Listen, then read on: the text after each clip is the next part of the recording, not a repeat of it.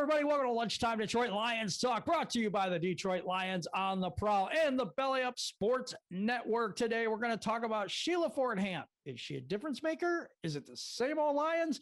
We're going to talk about it with the new stuff that we've come to realize with Chris Spielman's interviews and a lot of other stuff coming out.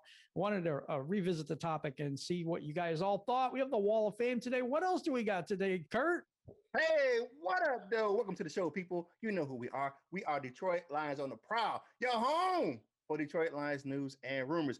And you know, we got the comment cards. We got the question of the day. And you know, we got to talk about some Detroit Lions news and rumors. And as always, join the family. Subscribe to the channel. We don't have fans. We got viewers. We have family. And it's all love right here on Detroit Lions on the Prowl. Let's get this thing started right now. Let's go.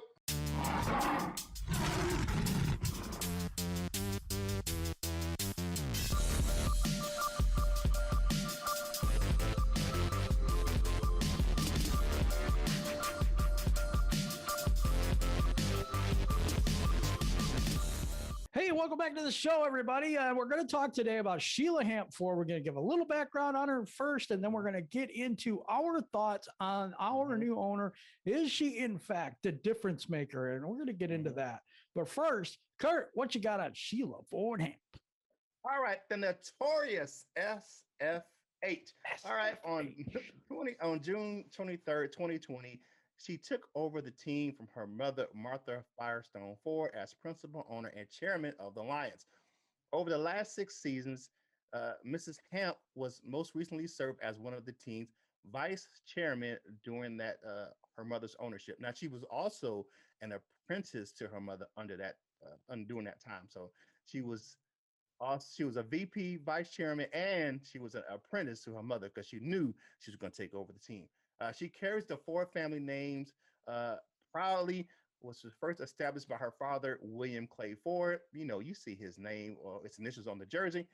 Beyond her involvement with the Lions, Miss Ford Hamp and her husband, Steve, are very active in numerous community and charitable organizations. Together, they chair the board of the Purple Rose Theater Company in Chelsea, Michigan. She is also the vice chairman of the board of the Henry Ford organization. In addition, she serves as on the board of directors for the Ford Motor Company Fund and the Edsel and Eleanor Ford House. There's some good things. You know, sports have been an integral part of her life. We've talked about her before like this. In addition to her accomplishments as a college tennis player, which we talked about, and people have joked about this, okay, that, oh, wow, all she knows is, tennis, because, that's not really, tennis is a very competitive sport, and especially for young girls. I'll tell you the truth. That is a very my one daughter was in tennis. That is no joke. People think that's a joke. It is not. No, it's competitive, very competitive. Yeah, very competitive field. She competed as a junior tennis player at the national level and won a Michigan State tennis title at 17 years old. She also coached youth soccer for more than 10 years in her current home of Ann Arbor, where she and her husband, Steve, raised their family. In 2015, she was involved in the decision to hire Tom Lewan and Martin Mayhew. In 2019, she was involved in the retention of general manager Bob Quinn and head coach Pat Patricia. Okay, in fairness, she didn't know much of what was going on then, I don't think. And also, it was Martha that was kind of more running the show in 2000. Yeah, 19. Yeah, 19. And she was involved, but I don't think she was the main cog in the wheel there, to be honest. So I just wanted to give that fair analysis there. Chris Spielman, who joined the Lions in January as a special assistant, he told 97-1 The Ticket on Tuesday morning that Hamp is involved in teams personnel meetings. We're going to go more into that, so I'm going to leave that there. But I want to hit this. I want to champion the Lions organization right now for their hires, both in diversity and the hiring of women.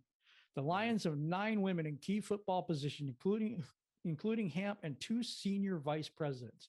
So way to go, Lions. I mean, you know what? There are teams now that have assistant coaches and stuff in basketball. They're women. I think it's high time that people are just people. They really do. Yeah. So I mean, just look at the Bucks.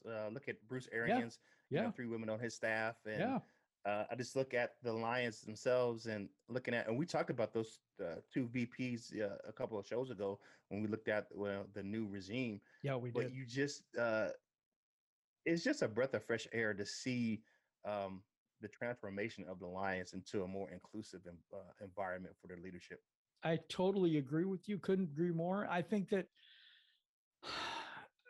okay, let's get into the Sheila Ford. Is she a difference maker type thing? Mm-hmm. It's a breath of fresh air. We have not signed one player that's important yet. I mean, we've had a couple of these futures deals. I don't consider that important. Mm-hmm. We have free agency coming up. We have the draft coming up. Nobody has made a hire yet, really. We've had a huge Matthew Stafford trade, and that's the only thing we've actually done as an organization. But I feel that this is a breath of fresh air, that this is something completely different, new, that Sheila has been spearheading this entire time. Yeah. What do you feel about so. the new feel of the front office and everything like that? I think that's the key here. Yeah, it just feels different. Her approach is different. It doesn't feel like her parents at all. It feels like, she's building a different type of vibe and just a type of atmosphere for the Lions. Looking at the video they just made for Dan Campbell and Brad. Oh, love that. Brad Holmes was great. Join the pride. We're doing this for you. Did this for you.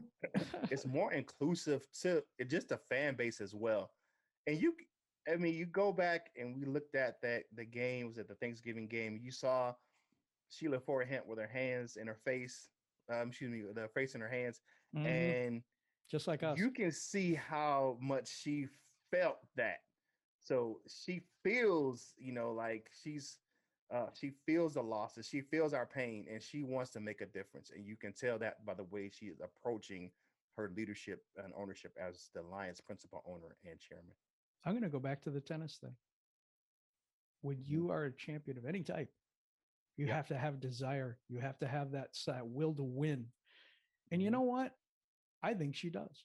She's sitting in on meetings. She's not only sitting in on meetings, she's involved in the offensive free agency pool, the defensive free agency meetings.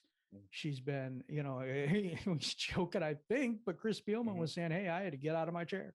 I had to get out of my office. I had to get a new office. I had a nice office until Sheila decided she wanted to come in. Yeah. But is this ultimately going to be the same old Lions, or is this ultimately going to lead to a championship? We suffered so long and so much. Yep. I think Lions fans are on the verge of jumping ship. Some of them, Plenty of them are. I've talked to plenty of people who have just said I can't do it anymore and have just left and found other teams. And that's sad. I mean, it is sad. I mean, you want, our fandom to remain loyal and to our team. I mean, just because of the fact that we've been Lions fans forever and we've suffered through so much. But for some people, it's just hard to stay loyal and just go through the heartache because their hearts can't take it. And so I understand it, but it's just one of those things where you have to be like, okay, stay true.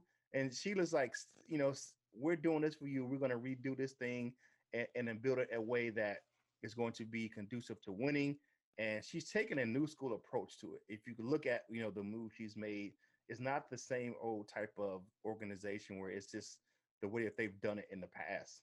Hopefully it transitions into wins, into a championship. I will, like your shirt says, win one before you die. So just one. Sheila, we asked for much. We just want one. We just want one before we die. And I think that she's trying to build that atmosphere in Detroit. I was listening to Spielman, and he said something about they've hired Brad Holmes, right? And he had said, hey, I'm going to do this, I'm going to do that and whatever, and surround myself with this and that. And it's like, yeah, everybody says that, but he actually did it. You know what I mean? And Dan Campbell as well. Dan Campbell, he said, hey, he came in and said, I can get coaches around me. Give me that chance. I'll get the people around me. And he did it. Everybody can talk a good game, but actually doing it is different. And having the courage to be able to hire people that were going to be head coaches, that was a head coach and hire them because, hey, they know more than me. Yep. That takes guts to do that type of thing, and not hire yes men like Patricia did. Except for Bevel. I think Bevel was different, but the homie hires. Exactly. The homie hires. That's what they were. Yeah. So all in all, I think bottom line this, I think Sheila has built a team for the Lions that it's the best chance to win. Am I sold that we're going to go and get a Super Bowl right now? Not yet, because I haven't seen the moves that they're going to make with the team, because the roster is still crap. Yeah, we know that. Yeah, the roster's still trash. So bottom line for me, and I'll pitch it to you right after this, but for me, the bottom line is I think there is legitimate hope. I think that's legitimate hope. Whereas before we hoped, but we had this trepidation and fear. And in the back of our minds, it's like, this could work, but nah, I don't see it. Like with Patricia and Quinn, at first we were like, yeah. And then you just started seeing it and we're like, yeah, this ain't going to work. And I had a thing in my mind about Patricia and the Patriot way, because I always wanted the Lions way. And I think I've said that on that show way back then, is like, I just don't like the Patriot way. I wish it was our way instead. Now I think we have that chance. What is your bottom line on Sheila Ford Hamp? Bottom line is, I think she's a visionary, and she stepped out of her comfort zone, and she doesn't want to do the things or run the organization the same way her parents did. And she's making the effort to build something different and something tangible and bringing the fans something that they can be proud of. And I think that's her main vision as an owner. And a lot of owners don't have that vision of having a product that the fans can be proud of. They just want to win at any cost. But she wants us to win, but be proud of winning culture here in Detroit. So, and that's one thing about, we all know that, a group of Lions is called a pride, but it's also a feeling. And she wants to bring that feeling back to Detroit, that Lions fans can be proud of the team. Restore the roar, get rid of the bore. Yes, definitely. Yeah, bring that pride back, baby. Absolutely. It's time for our news and rumors segment right now. And Curt, what do you got first? All right. Now, this is coming from our guest of honor yesterday over there, Pride of Detroit, Jamie Reisman and company over there with Eric Slick. All right. The news is called, "It's time for Ndamukong Suh to come back to Detroit." Woo. Wouldn't that be great? Awesome. It would be awesome. Why would the Lions do that in the beginning of what appears to be a total rebuild? That's a good question. All right. Despite General Manager Brad Holmes declaring the Lions game plan as a retool, it's a rebuild without a doubt. The Lions had the worst defense in the league, of course, and the defensive line that gives fans shivers down their back for all the wrong reasons. Just because there was so many gaping holes and they couldn't get to the quarterback. It was just terrible. But with Suh, it's not a rebuild, it's a retool. Having Suh on the field is like having a player coach on the field. Here is the guy who has done everything that any defensive player wants to do. He's won awards. He's been an AP All-Pro. He's been to the Pro Bowl. He's won a Super Bowl. And most importantly, he's made a ton of that moolah, baby. Yes, he has. Bringing in someone like that to this group can only help. This is a guy that players can look at for help and look for answers. All right. The Lions aren't getting a guy that is going to make a Pro Bowl for them in 2021. And this is no longer an option for the kind of player that he is. All right. This is all about signing someone who can come into the locker room and build a culture. Suh's your inside man. If you're a head coach, he's the guy other players will listen to. Now, Dan Campbell and Ndamukong Suh has some kind of history because of the fact that they were together down there in Miami. So, yeah. And he has a history with Brad Holmes as well, being out there in the area Agnew, being out there in LA. That's right. That's true. The other thing is, I think this is the one guy that I think would actually bite a kneecap off. Stomp on that thing on the way out the door. Bite it and spit it out and stomp on that thing. You know what I'm saying? Yes, I think it's time for Ndamukong Suh to come back home. He has businesses here in Detroit. He has a house. I think he has a home still here. I know he has family still. I believe here. So. Mm-hmm. And I think it would be great. I think he's going back to Tampa Bay. I do not think he's coming back to the Lions. I think it's a pipe dream that he does come back. But I wouldn't be too surprised. I'm going to say this. I wouldn't be too surprised if Brad Holmes swings for the fences in the offseason and tries to build a winner now rather than later. I really do. I'm not sold on the fact that he thinks that he can't turn this around in a shorter period of time. Yeah, it's not the language I'm getting from him. Yeah, you get people here, 2 or 3 years, but then it's like, you can't. I don't think that's a shared mentality, throughout the team. I think they're not willing to come into the team. We were talking about this with Jeremy yesterday. They're not coming into a team where they turn down jobs to be losers for 2 years. No, I agree. And start on the third year. So I think that Brad Holmes is going to make some splashes. I don't think that he makes, I think he's going to be physically responsible when he does that. And that's going to help with him and Mike Disner doing the cap issue. But I think they're going to do some things where they're going to set themselves up for success in the immediate future. I would expect some trades. Mm-hmm. I would expect some bigger deals that we're not used to seeing in Detroit. Mm-hmm. So I'm just saying that here now. What we got next is best available or defense in the draft. What we got? In the upcoming draft, this is from Fan Nation. Mm-hmm. I don't think it would be wise for the Lions to reach for any one position. They could use upgrades at any position, and I agree with that. If there are 1 or 2 spots away from having a complete team, this might be a different scenario. However, that's not the case.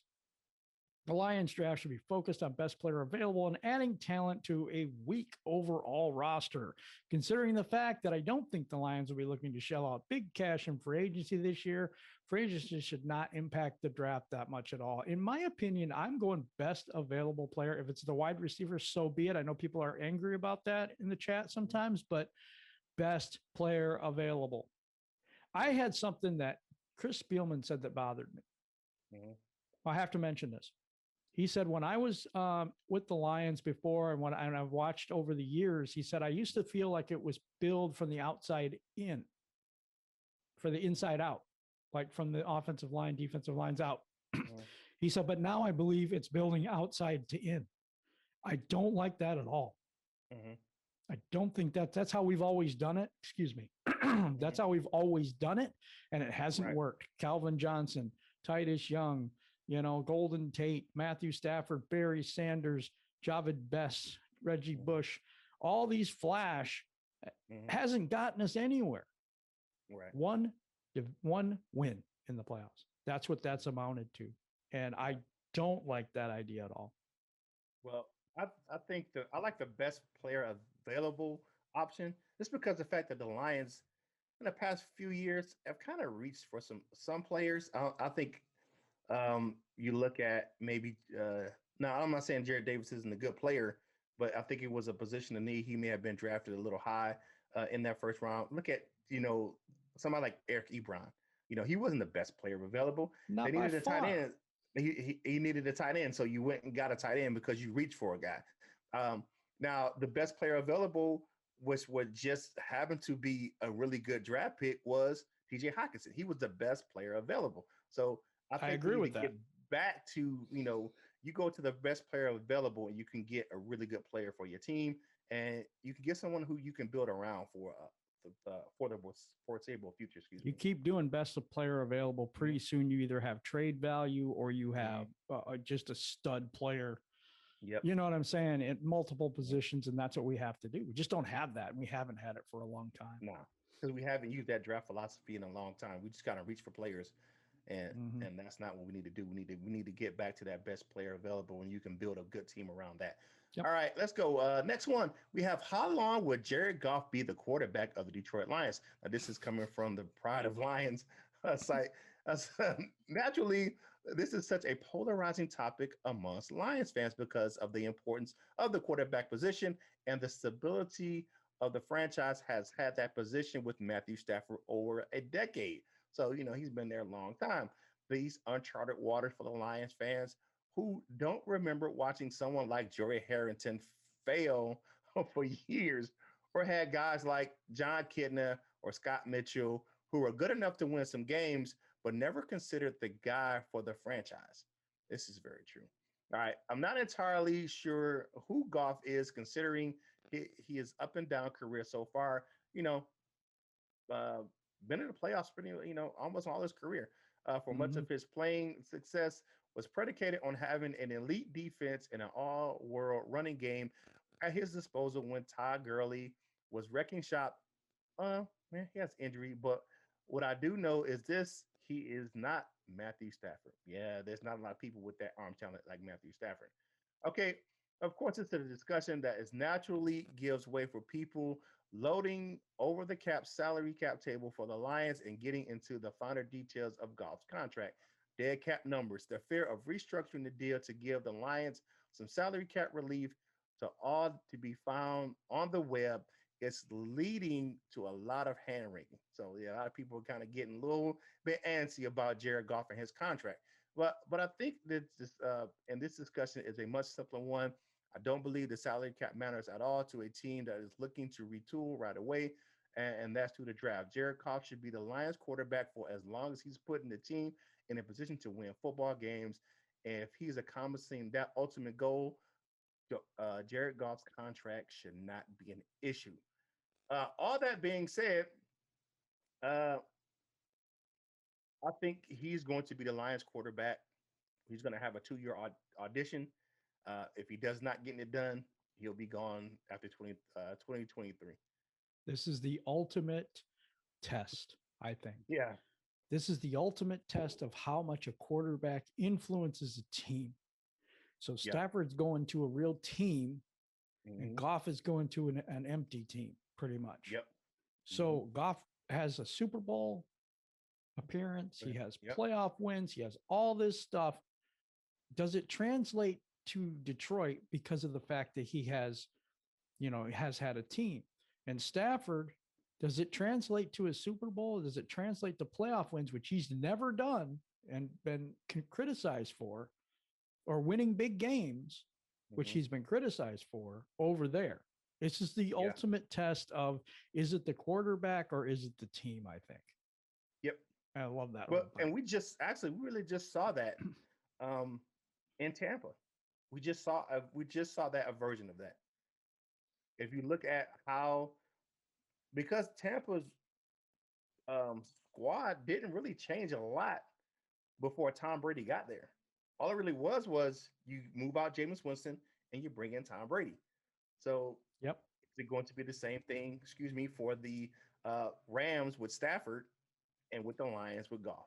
Yeah, but it wasn't only Brady. They brought in the running back. They brought in Gronk. They brought in some players on that team. It wasn't just Brady. Well, for the most of their regular season success, it was pretty much the same roster from that, because Leonard Fournette didn't really start coming on until playoffs. And Gronk. I mean, he didn't have Gronk type numbers for that last year. No, but but they are good in the playoffs. Yeah, definitely. You know that's those players. And then Antonio Brown too. They added Antonio Brown as well. And that's what's going to transfer. That's what the Rams are counting on happening with Matthew Stafford, is bringing that that more veteran quarterback with more experience to come in and help them get them over the hump. I can't wait to see the records of both teams next year. And then we're going to have that matchup when the Lions go out to LA and play the Rams in SoFi Stadium. I'm just not going to watch that game. No, I'm just kidding. I'm kidding. All right, moving on. And this one I'm going to go over really quickly. Quintez Cephus is suing Wisconsin over the treatment in his sexual assault investigation. Former University of Wisconsin wide receiver Quintez Cephus, who now plays for the Lions, is suing his former school with the handling of the investigation. Per Steve McGarry, whatever his name is, through Associated Press. He filed a lawsuit in Madison, Wisconsin federal court, and is accusing the university of violating his due process rights, violating the Title 9 provisions and breach of contract. So basically what he's saying is that they handled this all wrong. They didn't know actually what was going on for sure and acted before they actually knew, what was going on there. So I don't want to get to all of that, but that was the news and rumors. You can check that article out. That's a Bleacher Report article, so you can check that article out. Quintez Cephus suing Wisconsin over the treatment of sexual allegations in the investigation. Just the young man wants to be treated fairly. You know, and I totally understand that. And it's it's one thing, and I'm not really gonna get into the whole thing, but when you have something like that, you have to treat people both sides fairly, and you have to look at if he had did that, okay, you bring the hammer down on him. But when it comes to find out that that was not the case, and one of the actual women have since been expelled from Wisconsin for making false allegations. Those are serious things that impact somebody's life. And I've seen both sides of it, where people have trying to take advantage and make false accusations, and I've seen where people have had substantiated cases. But you have to treat both sides, in redemption fairly, as far as the person who did not do it and got unjustly accused of something they didn't do. I totally agree. That cost it. I mean, and you look at it, that may have cost him millions of dollars. You know what? If he gets to play that time and all that stuff, I mean, it was a total disaster how they handled that, and I totally agree with that. And I think there's issues here that run deeper than just some individual that got targeted, and I do think there's a racial issue here as well. Yeah. So I mean, that's just the way I feel about it. I know we talk about things like this a lot because I think it comes up way too much, just way too much. People need to start being treated equal as human beings and not because of what they look like. It's getting definitely to that point where if you can't even just go out in public and walk across the street without being considered dangerous because of the color of your skin, we live in very sad times. Just sad times. Racial equity is definitely a topic that that is at the forefront in America today. Definitely. All right, it's time to talk about the Wall of Fame. Who do we have on the Wall of Fame today, Jim? We have Midwest Lions is one of the members today. Detroit Drew, thank you for supporting us. We really appreciate both you guys. Nomis J, shout out to Nomis. I was talking to him yesterday. Really good guy. Love his videos too. If you haven't checked him out, he has a channel too. So does Detroit Drew, Midwest Lions. Check these guys out as well. Drew does mostly Piston stuff. And Nomis J does a lot of stuff.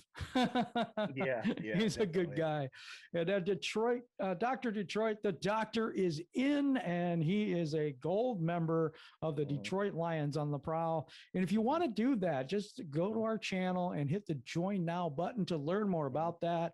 Become a member, get on the Wall of Fame, get a shout out on the show, get the special emojis, biting kneecaps, one pride, all those things. So we want to get you involved and get you to become more part of the family. So now we're going to go to our comment cards and see what you had to say today. First one, Big Mike. It's Big OMG, Mike. It's Lions Talk by Jared Goff, a triple fat goose. He'll need it. We're talking about the coats. Yeah, that's a big one. I like that. That's the big one. The big, triple fade, the triple fat goose, them things are nice and warm. All right, we got Joseph Murdoch says, hi, live action Mario Brother, talking sports. Thanks for the laughs. Wow, he called Jeremy Riceman a Mario Brother. You know what, though? He does have that Luigi look. He does. I can't help it. That was bad. Tim Evans says, I live in Tennessee. Sheila Ford Hamp is doing kind of like Andy Adams Strunk did with the Tennessee Titans, and they've done pretty well with her. But Sheila may be doing more than this, than that with the great staff she's brought in. Great moves, and I do believe that too. I like how Tennessee is built as well. And if you notice, Tennessee whooped the It was the Patriots in the playoffs. Was it last year before last? No, year before last. Yeah, year before last. Yeah. All right. And the Ravens too. All right. Yeah. King SJ says, it's interesting hearing that Sheila has been sitting in on meetings. I don't think we have to worry about this having a negative impact, as she is in her introduction that I don't plan to meddle. Okay, that's what she said. But there is definitely nothing wrong with knowing what's going on and on and within the team. As always, thanks guys for the show. All right, hey, you know what though? I will say this. I agree with you. There's nothing wrong with that. She says that she is not a meddler, but it's nothing wrong with knowing what's going on with your team. I mean, we don't want a Jerry Jones type where she's the freaking general manager, but we do want somebody who's involved and knows what's going on with her team. Absolutely. Absolutely. And I also think I don't think we got any worries about her becoming Jerry Jones. And I think that's the concern. I think that's the concern with some of the fan bases, like, oh, well, that's not my guy. I'm in the draft and stuff like this. And she has no idea about the draft. She's not doing that. She's learning about the organization to get a better understanding of how her team is handling what they're doing. So she's sitting I'd rather her do that than just be sitting in the office somewhere and not knowing what the hell's going on with the team. Like William Clay Ford, they had said all the time that he was like in the ivory tower looking down, and it was just like a write-off for him or something. That was the general consensus of fans. I'm not saying it's true. I'm just saying that was the general consensus, I think. Yeah. Robert Kendall says, a lot of room for all. Like the comment and feel encouraged by the positive dialogue from all of the Detroit media promoting hope and optimism for a return launch of Lions greatness. Thanks for the great show. I see that too. I see there's just a lot of lighter energy in the room with the media and Aaron Glenn calling out Jeremy for the mustache. And I mean, just fun stuff. You know what I'm saying? Yeah. Good stuff. There's all kinds of things that I've seen with this openness. I'm going to say this too. The openness of this Lions organization right now with Spielman saying, hey, he could have done this and he could have done that. And, just we're really getting brought into what's going on in the inner workings of the organization. And I love it. Yeah, most definitely. Most definitely. All right. Last one. Now, this name kind of threw us for a loop because of the fact that the person's name is Sean Jennings. Now, if you don't know, Sean Jennings is not this Sean Jennings, but Sean Jennings is my co-host, Shawnee J of the Die Hard Den podcast. Yes. So shout out to Shawnee J, but it kind of throws for a loop, but different spelling, so we know it's not Shawnee J. All right. So Sean Jennings says, is this the first time the Lions have hired a former player who played for them as a head coach? I do believe that is the case. I don't think that have we ever had a former Lions player as the head coach? Not that I can remember, but I don't dig into the archives for that one. You're speaking of Shawnee J here, and I think he would be the better one to ask. On Die Hard Den, you should ask this question because he might know. If you don't know, we tape the Die Hard Den on Thursday night. So I would definitely ask Shawnee J tonight. He is our Lions historian on our staff for Detroit Lions on the Prowl and Die Hard Den. So we're going to ask him tonight, is this the first time? So one Sean Jennings to the other, I will get you that answer. Yes. We're going to go to Sean Jennings to get the answer for Sean Jennings' question. That is amazing, actually. That's pretty cool. Amazing, yeah. That's pretty cool. All right, guys, this is awesome. The question of the day is, I know we haven't signed any players. I know we haven't done anything to the roster much except for trade one quarterback for a worse one. I mean, for another one. That's my opinion. You know that. Yeah. So, but being serious, what do you guys feel? Is this the time? Is this the change of regime that is finally going to bring a championship, playoff wins, and I guess a consistent contender to Detroit? Or is this the same old Lions? And I know everybody wants to use same old Lions, so I did. That is the question of the day. Do you think that this regime is going to be the one that brings us wins, contendership in the future, and maybe a Super Bowl, and hopefully a Super Bowl win? Yeah. Or do you think this is same old Lions And we're going to find out in a few years that this is all crap and we got to rebuild again. Definitely, that's the question. Definitely. So now we're going to come to my favorite part of the show, the dessert with my man Curt. All right, so we have a taping of the Die Hard Den podcast tonight with me and my man Shawnee J. So if you have any questions for me and my man Shawnee, drop them down in the comments down below. We know we missed the show last week. I had some health issues and we could not do the show, but we're going to be back in the helm tonight. So drop us some fan questions down below, and we look forward to bringing you some outstanding content tomorrow on the Die Hard Den podcast presented by Detroit Lions on the Prowl. Yeah, the Die Hard Den podcast is different than the Lions on the Prowl show. They go into so many different segments. There's such a different vibe and feel. You have to listen to that show. If you're a big fan of this show, I would go over and watch their show because you're going to become a big fan of their show as well. They do a great job, Shawnee J and Curt, of bringing you Lions fans for just a different perspective and a different look, so you want to be able to go and check them out, and that's going to be live tomorrow at 1 p.m. correct? I'm right on that? We're going to be on Friday at 1. It's going to go live over on YouTube and also on the podcast platforms. Yes, the 1 o'clock tomorrow. Yep. You can get them on Spotify. You can get them on also on the YouTube channel. It's under us on Detroit Lions on the Prowl, but it is a different YouTube channel. I just want to let you know it's the Die Hard Den podcast YouTube channel. So don't come here for that content. Go there for that content. I'm just making sure that you guys know the difference so that you go there Friday 1 p.m. so you can get that content.